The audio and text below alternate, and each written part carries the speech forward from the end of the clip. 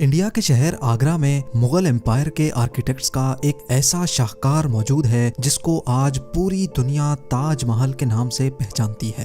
42 ایکڑ پر پھیلا دور سے ہی چمکتا ہوا یہ مقبرہ جہاں اپنے اندر خوبصورتی کے باغیچے سجائے ہوئے ہے، وہیں اس کے اوپر غم اور اداسی کے کئی بادل ابھی تک منڈلا رہے ہیں۔ زیم ٹی وی کی ویڈیوز میں ایک بار پھر سے خوش آمدید۔ ناظرین، لگ بھگ 400 سال پہلے بنائی جانے والی یہ خوبصورت بلڈنگ جہاں اپنے دور کی سب سے بڑی اور سب سے شاندار بلڈنگ ہوا کرتی تھی، وہیں آج اس کو دنیا کا 7واں عجوبہ بھی مانا جاتا ہے۔ اس عالیشان اسٹرکچر کو بنانے میں 20,000 مزدوروں نے دن رات خون پسینہ بہایا، اور وہ بھی 1 یا 2 سالوں تک نہیں بلکہ پورے 22 سالوں تک۔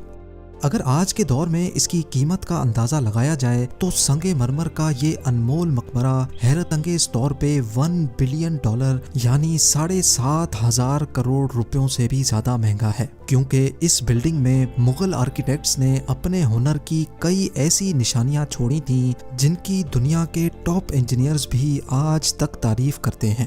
اس بلڈنگ کو ایسے ڈیزائن کیا گیا کہ جب مین گیٹ کے پیچھے سے اس کو دیکھا جاتا ہے تو یہ کافی بڑی لگتی ہے، لیکن جیسے ہی مین گیٹ کی طرف بڑھا جاتا ہے تو آٹومیٹیکلی اس کا سائز چھوٹا ہوتا جاتا ہے۔ دماغ کو چکرا دینے والی یہ کوئی پہلی ٹرک نہیں تھی جو مغل آرکیٹیکٹس نے استعمال کی ہو۔ اس کے گرد چاروں میناروں کو بالکل سیدھا کھڑا نہیں کیا گیا، بلکہ یہ مینار باہر کی طرف تھوڑا جھکے ہوئے ہیں، کیونکہ اگر ان کو سیدھا کھڑا کیا جاتا تو دور سے دیکھنے پر یہ اندر کی طرف جھکے ہوئے لگتے، جیسا کہ ان مسجدوں میں آپ دیکھ سکتے ہیں۔ ان میناروں کو باہر کی طرف جھکانے کا ایک اور ریزن بھی تھا، اور وہ یہ تھا کہ خطرناک ارتھ کوئک کی صورت میں اگر یہ مینار گریں بھی تو یہ باہر کی طرف گر کر تاج محل پر ایک آنچ بھی نہ آنے دے۔ لیکن آخر ماجرا کیا تھا کہ اس کو بنانے والے کسی صورت میں اس پر ایک خراش بھی برداشت نہیں کر سکتے تھے۔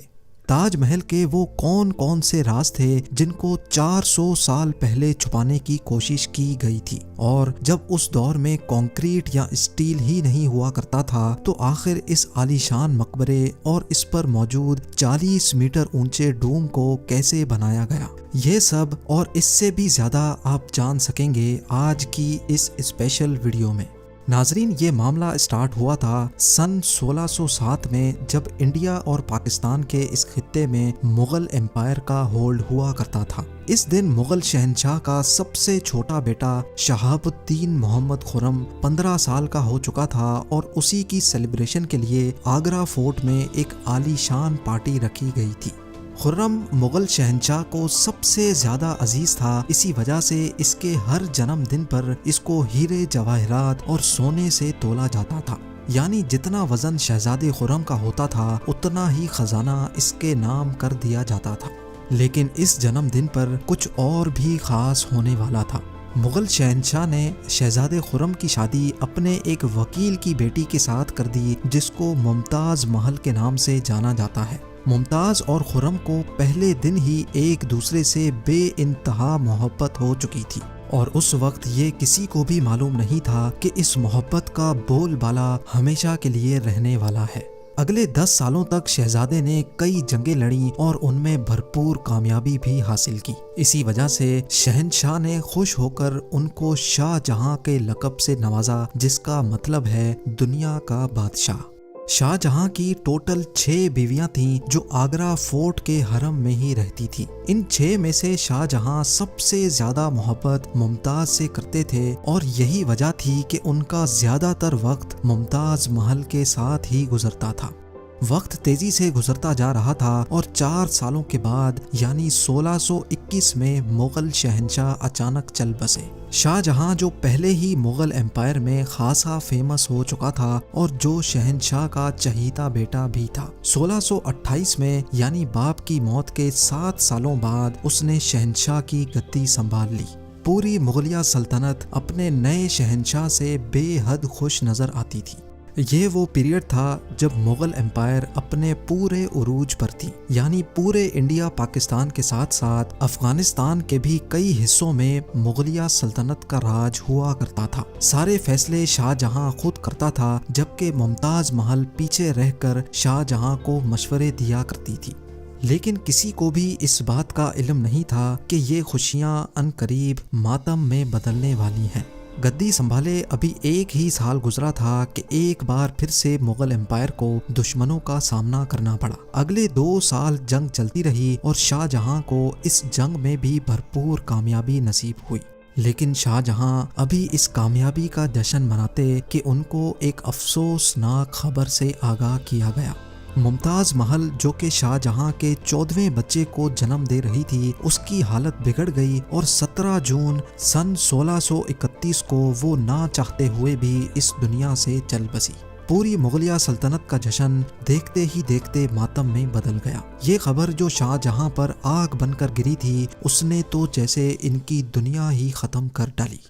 شاہ جہاں کی سب سے پہلی محبت اور ان کی سب سے عزیز بیوی ممتاز محل اس دنیا سے رخصت ہو چکی تھی۔ کہا جاتا ہے کہ اس غم کی پرچائی نے شاہ جہاں کو کالے اندھیروں میں دھکیل دیا تھا۔ اگلے 8 دنوں تک انہوں نے کچھ نہیں کھایا اور اگلے 2 سالوں تک نہ کوئی موسیقی سنی اور نہ ہی پرفیوم لگایا۔ ممتاز محل نے مرنے سے پہلے ایک آخری خواہش کی تھی۔ وہ چاہتی تھیں کہ ان کی قبر دنیا کے سب سے خوبصورت مقبرے میں بنائی جائے۔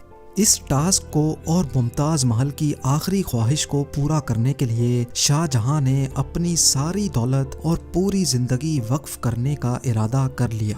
ممتاز کے گزرنے کے 6 ماہ بعد یعنی 1632 میں ہی تاج محل کی کنسٹرکشن کا کام شروع کر دیا گیا۔ قریب 20,000 سے بھی زیادہ مزدور، پتھر تراش اور کاریگروں کو پوری سلطنت سے اکٹھا کیا گیا۔ لشکروں کے لشکر شاہ جہاں کے حکم پر آگرہ بلوا لیے گئے تھے۔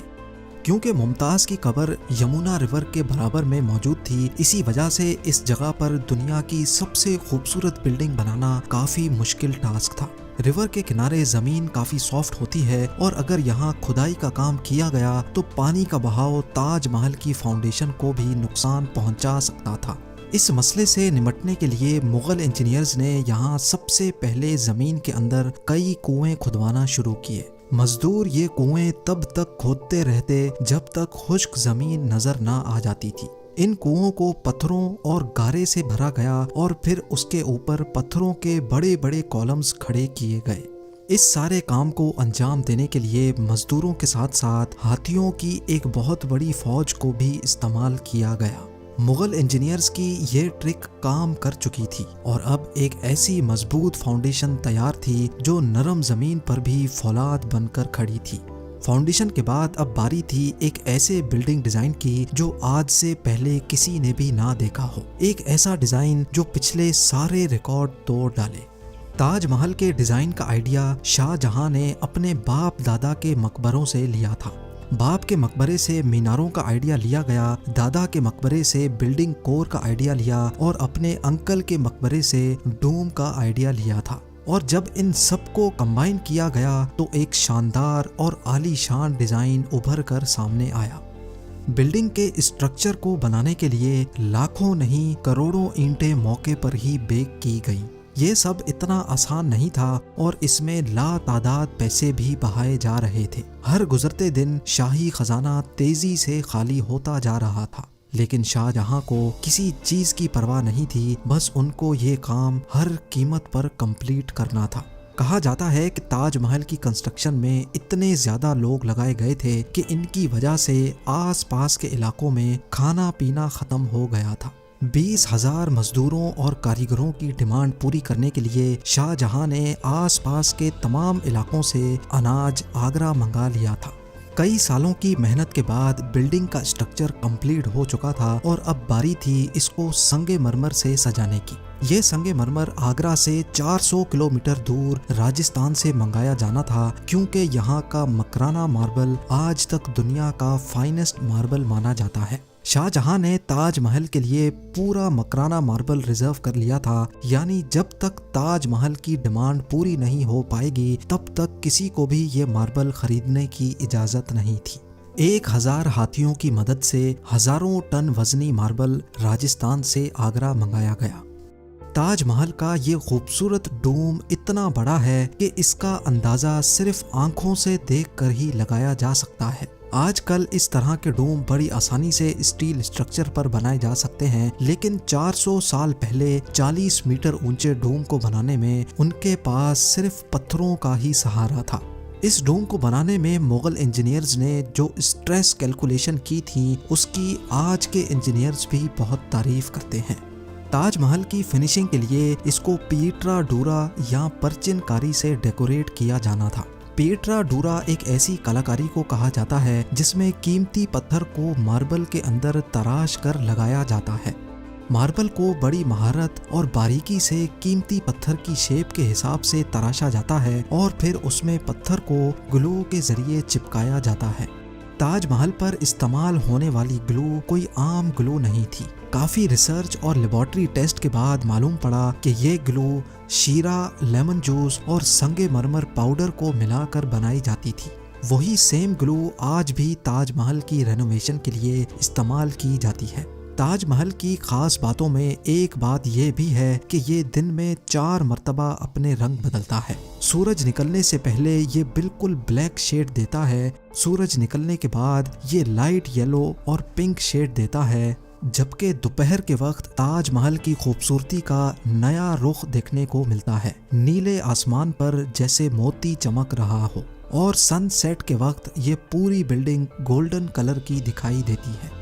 پورے 22 سالوں کے بعد سن 1654 میں تاج محل کی کنسٹرکشن کا کام مکمل کر لیا گیا۔ شاہ جہاں اپنی بیگم کی یاد میں دنیا کا سب سے خوبصورت مقبرہ بنانے میں کامیاب ہو چکا تھا۔ شاہ جہاں نے اس عالی شان عمارت کا نام اپنی پسندیدہ بیوی کی یاد میں ہی رکھا۔ ممتاز محل سے اس کا نام تاج محل رکھ دیا گیا۔ ہر سال شاہ جہاں ممتاز کی برسی پر یمونا ریور کے ذریعے تاج محل پر جایا کرتے تھے۔ یہ تاج محل کی ایسی انٹرنس تھی جس کو صرف شاہی خاندان کے لیے ہی بنایا گیا تھا۔ اس انٹرنس کی دیواروں پر دلکش نقاشی کا کام کیا گیا تھا جو شاید صرف شاہی آنکھوں کے دیکھنے کے لیے ہی کیا گیا تھا۔ شاہ جہاں کا یہ مہنگا ترین پروجیکٹ کمپلیٹ تو ہو چکا تھا، لیکن اس نے مغلیہ سلطنت کو تباہی کے کنارے پر لا کھڑا کیا۔ 4 سالوں کے بعد یعنی 1658 میں شاہ جہاں اور ممتاز کے اپنے ہی بیٹے نے شاہی تخت الٹ دیا اور خود مغل امپائر کا شہنشاہ بن گیا۔ شاہ جہاں جو پچھلے 30 سالوں سے اس تخت پر راج کر رہے تھے، اس کو قیدی بنا کر آگرہ فورٹ میں ہی بند کر دیا گیا۔ صرف ایک فیسلٹی ایسی تھی جو شاہ جہاں کو دی گئی، اور وہ یہ تھی کہ جس کمرے میں اس کو بند کیا گیا تھا اس کی کھڑکی سے وہ تاج محل کو دیکھ سکتے تھے۔ 8 سال قید میں رہنے کے بعد 74 ایئرز کی ایج میں شاہ جہاں بھی اس دنیا کو الوداع کر گئے۔ شاہ جہاں کا اب ممتاز سے دوبارہ ملنے کا وقت آ چکا تھا اور ان کو تاج محل میں ہی دفن کر دیا گیا۔ امید ہے زیم ٹی وی کی یہ ویڈیو بھی آپ لوگ بھرپور لائک اور شیئر کریں گے۔ آپ لوگوں کے پیار بھرے کامنٹس کا بے حد شکریہ۔ ملتے ہیں اگلی شاندار ویڈیو میں۔